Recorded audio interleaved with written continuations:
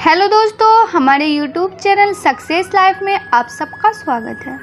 आज मैं आप लोगों को बताने वाली हूँ कि बिना कपड़ों की महिलाएं अगर स्नान करती हैं तो उसे क्या हो सकता है, उसके घर में क्या परेशानी आ सकती है, या कोई पुरुष अगर स्नान करते हैं बिना वस्त्र के तो उसे क्या हो सकता है, उसके घर में उसके नौकरी पर क्या प्रकोप पड़ सकता है। दोस्तों, गरुड़ पुराण में बताया गया है, तो आप ज़रूर इसे ध्यान से सुने और अंत तक देखें। अक्सर बड़े बुजुर्ग किसी न किसी बात को लेकर हमेशा रोक टोक करते रहते हैं। उनके रोकने टोकने के पीछे कोई न कोई मान्यता ज़रूर होती है।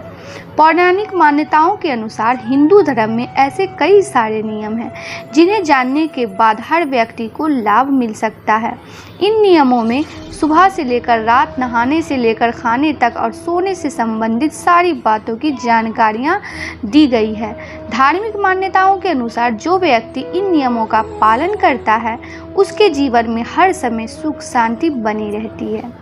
दोस्तों, विष्णु पुराण के अनुसार मनुष्य के कल्याण के लिए नियम बनाए गए हैं। इनमें खान पान से लेकर वस्त्र धारण करने तक के नियम शामिल है। पुराणों में बताया गया है कि कई काम ऐसे भी है जिनको वस्त्र न पहनकर उन कामों को अपमानित करने जैसा है। मनुष्य पाप का भागीदार बनता है। तभी पूजा अर्चना में बिना सिले 2 ही वस्त्र धारण करने का विधान है। चलिए जानते हैं ऐसे कुछ कर्मों के बारे में जिन्हें नग्न अवस्था में नहीं करना चाहिए।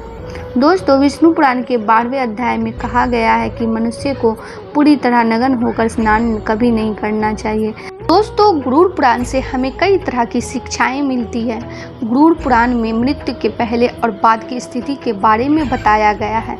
यह पुराण भगवान विष्णु की भक्ति और उनके ज्ञान पर आधारित है। प्रत्येक व्यक्ति को यह पुराण पढ़ना चाहिए। गरुड़ पुराण हिंदू धर्म के प्रसिद्ध धार्मिक ग्रंथों में से एक है। 18 पुराणों में से इसे एक माना जाता है।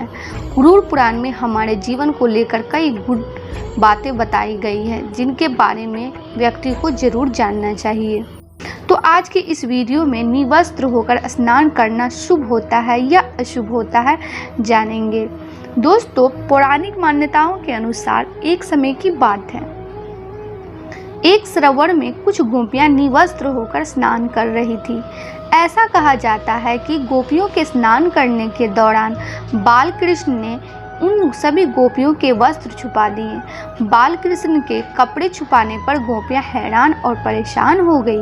ये सब देखकर गोपियां बाल कृष्ण से अपना वस्त्र वापस देने के लिए आग्रह करने लगी। ऐसा कहा जाता है कि तब भगवान श्री कृष्ण ने सभी गोपियों को इस बात का ध्यान कराया कि कभी भी निवस्त्र होकर स्नान नहीं करना चाहिए और उनके वस्त्र वापस कर दिए। उसके बाद उन्होंने गोपियों से कहा कि ऐसा करने से जल देवता का अपमान होता है। ऐसी मान्यता है कि खुले स्थानों पर ही नहीं बल्कि बंद बाथरूम में भी किसी भी व्यक्ति को निवस्त्र होकर स्नान नहीं करना चाहिए। कहा जाता है कि निवस्त्र स्नान करने से शारीरिक और आर्थिक परेशानियों का सामना भी करना पड़ता है। दोस्तों, धार्मिक मान्यताओं के अनुसार यदि कोई व्यक्ति निवस्त्र होकर स्नान करता है तो कहा जाता है कि उसके शरीर में नकारात्मक ऊर्जाओं का प्रवेश होने लगता है, जिसके कारण व्यक्ति की मानसिकता भी नकारात्मक हो जाती है। गरुड़ पुराण के अनुसार यदि कोई व्यक्ति निवस्त्र होकर स्नान करता है तो उसे पितृदोष भी लग सकता है। ऐसी मान्यता है कि जो आपके मित्र पूर्वज है वो आपके आपस ही मौजूद होते हैं, यानी कि पास में ही मौजूद होते हैं। निवस्त्र स्नान करने से पितरों को तर्पित नहीं मिलती है, जो जातक का पितृदोष का कारण बन सकता है। ऐसा करने से पूर्वज नाराज हो जाते हैं, जो बल, धन और सुख को हानि पहुंचाने लगते हैं। दोस्तों, अगर आप ऐसा करते हैं तो भूल कर भी ना करें ऐसा गलत काम। दोस्तों, विष्णु पुराण के 12वें अध्याय में कहा गया है कि मनुष्य को पूरी तरह नग्न होकर स्नान कभी नहीं करना चाहिए। स्नान करते समय कम से कम एक कपड़ा आपके शरीर पर होना चाहिए। भगवान कृष्ण ने नहाते वक्त गोपियों के वस्त्र चुराकर यह संदेश देना चाहते थे कि मनुष्य को कभी भी बिना वस्त्र के स्नान नहीं करना चाहिए। इससे जल देवता का अपमान होता है। पुराण के अनुसार कभी भी नग्न होकर सोना नहीं चाहिए। ऐसा करने से चंद्र देवता का अपमान होता है। साथ ही रात के समय पितृगण अपने परिजनों को देखने आते हैं और उन्हें नग्न अवस्था में देखकर काफ़ी दुख होता है। वह बिना आशीर्वाद दिए चले जाते हैं। बताया जाता है कि रात में नग्न अवस्था में सोने से नकारात्मक शक्तियाँ आप पर हावी हो जाती है। दोस्तों, मनुष्य को आचमन के दौरान नग्न अवस्था में नहीं रहना चाहिए। ऐसा करना विधि के खिलाफ माना जाता है। आचमन के दौरान आंतरिक शुद्धि होती है। इस प्रकार शुद्ध मन तथा हृदय से ही की गई पूजा हमें फलीभूत होती है। कोई गलत कार्य हो जाए तो उसके पश्चात आचमन द्वारा शुद्धि अवश्य की जानी चाहिए। कुछ लोग निवस्त्र होकर देवी देवताओं की आराधना करते हैं, लेकिन विष्णु पुराण में इसको गलत बताया गया है। पूजा या यज्ञ के दौरान मनुष्य को 2 बिना सिले हुए वस्त्र धारण करना का विधान है। शास्त्रों में बताया गया है कि सिलाई सांसारिक मोह माया के बंधन का प्रतीक है। भगवान की पूजा हर बंधन से अलग होकर करनी चाहिए। अगर आप नहाते समय ये सोचते हैं कि बंद कमरे में कोई आपको नहीं देख रहा है तो ऐसा गलत है, क्योंकि ईश्वर आपको हर स्थान पर देखते हैं। यदि आप निवस्त्र होकर स्नान कर रहे हैं तो ये मुख्य रूप से जल के देवता वरुण का अपमान करने जैसा होता है। निवस्त्र स्नान से आपके पाप लग सकता है और आर्थिक और शारीरिक नुकसान पहुंच सकते हैं। दोस्तों, यदि आप निवस्त्र स्नान करते हैं तो आपके शरीर में नकारात्मक ऊर्जा प्रवेश करती है, यानी कि भूत प्रेत प्रवेश कर जाती है और आपकी मानसिकता भी नकारात्मक हो जाती है। इसलिए हमेशा आपको यही सलाह दी जाती है कि भले ही आप नहाते समय कोई एक कपड़ा धारण करें, लेकिन बिना कपड़ों के स्नान ना करें, तभी आपके लिए बेहतर होगा। निवस्त्र स्नान से शरीर की नकारात्मक ऊर्जा शरीर से बाहर निकल सकती है और इसका प्रभाव आपके शरीर के साथ मन मस्तिष्क में भी होता है। दोस्तों, गरुड़ पुराण के अनुसार जब आप स्नान करते हैं तब आपके पितृ यानी मित्र पूर्वज आपके आसपास मौजूद होते हैं। यदि आप निवस्त्र स्नान करते हैं तो आपको पितृदोष लग सकता है।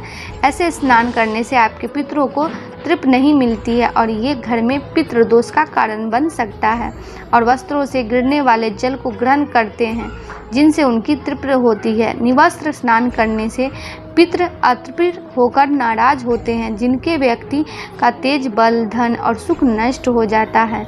इसलिए कभी भी निवस्त्र होकर स्नान नहीं करना चाहिए। दोस्तों, नहाने वाला पानी पूर्वजनों के हिस्से जाता है और निवस्त्र होकर नहाने से इसे पितरों के समक्ष बिना कपड़ों के नहाना माना जाता है। शास्त्रों में ऐसी मान्यता है कि यदि कोई निवस्त्र स्नान करता है तो माता लक्ष्मी उससे रूठ सकती है। इससे आपकी कुंडली में धन हानि के योग बन सकते हैं और आपकी आर्थिक स्थिति खराब हो सकती है।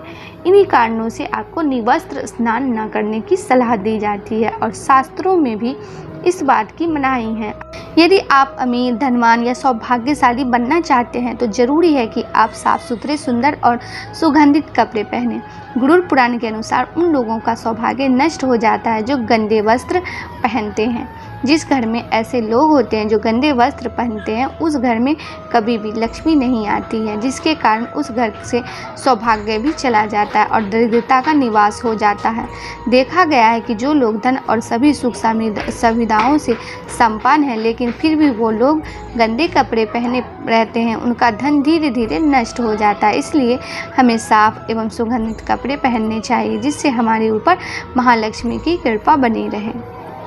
दोस्तों, ज्ञान का संरक्षण अभ्यास है। कितना ही कठिन से कठिन सवाल हो, ज्ञान हो, विद्या हो या याद रखने की कोई बात हो, वो अभ्यास से ही यानी कि याद होती है।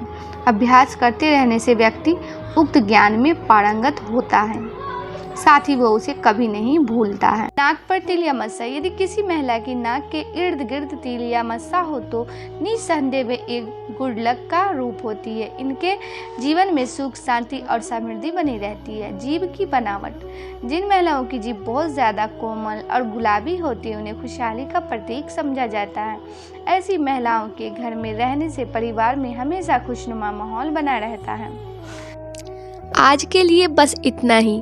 दोस्तों, आपको ये वीडियो पसंद आया है तो लाइक करिएगा, दोस्तों को शेयर ज़रूर करिएगा, चैनल को सब्सक्राइब करके बेल आइकन को ज़रूर दबाइएगा ताकि आने वाला वीडियो आपको सबसे पहले मिले।